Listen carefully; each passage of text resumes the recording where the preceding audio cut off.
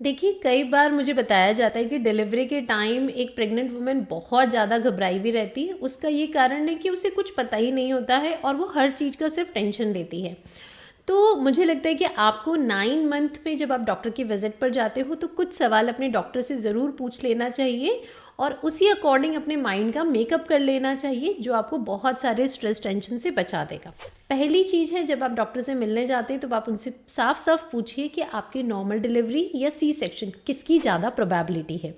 देखिए, last time तक पता लग जाता है सोनोग्राफी रिपोर्ट्स के अकॉर्डिंग कि आपकी बेबी का क्या पोजीशन है, प्लेसेंटा का क्या पोजीशन है, वेट कितना है, अदर मेडिकल कंडीशंस क्या है, कि डॉक्टर्स आपके लिए नॉर्मल डिलीवरी प्रेफर करेंगे या आपके लिए सी सेक्शन प्रेफर करेंगे।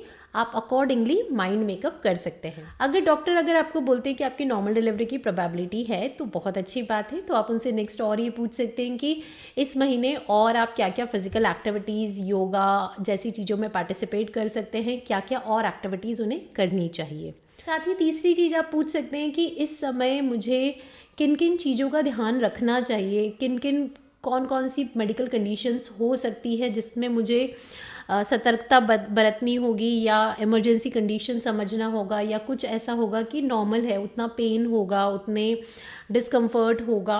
तो वो सारी चीज़ें जो नॉर्मल है वो मुझे सहना है, या फिर कभी कोई इमरजेंसी कंडीशन है जिसमें मुझे तुरंत आपके पास आना है, तो वो दोनों में क्या डिफरेंस है, कब क्या करना है। चौथी चीज़ें जो आप उनसे पूछ सकते हैं वो ये पूछ सकते हैं कि लेबर के सिम्टम्स क्या होते हैं, मतलब कैसे एक वुमेन समझे कि हाँ ये ट्रू लेबर पेन्स आ रहे हैं और मुझे डॉक्टर के पास आना है।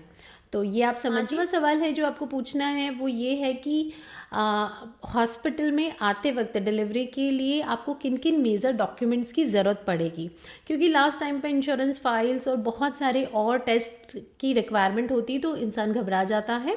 इसीलिए आप पहले से वो सारी लिस्ट प्रिपेयर करवा के रखें, आप पता करके रखें कि क्या क्या चीज़ों की उन्हें ज़रूरत पड़ेगी। छठी इंपॉर्टेंट चीज़ है कि आपको पूछना है कि आपके हॉस्पिटल में न्यूबॉर्न केयर या फिर मदर के लिए और क्या क्या फैसिलिटीज़ अवेलेबल है। लाइक लास्ट टाइम पे कुछ भी NICU का ज़रूरत पड़ता है या मदर को किसी भी तरह की इमरजेंसी कंडीशन का सामना करना पड़ता है, तो वो हॉस्पिटल, वो डॉक्टर्स कितने ज़्यादा इक्विप्ड है, वहाँ पे टाइमिंग के क्या स्लॉट्स है, कितनी क्या फैसिलिटीज़ अवेलेबल हैं, ये सारी चीज़ें मुझे लगता है कि आपको ज़रूर जाननी चाहिए और अकॉर्डिंगली आपको डॉक्टर चेंज करना है या आपको क्या अपने लिए बेस्ट चूज़ करना है वो डिसाइड करना चाहिए।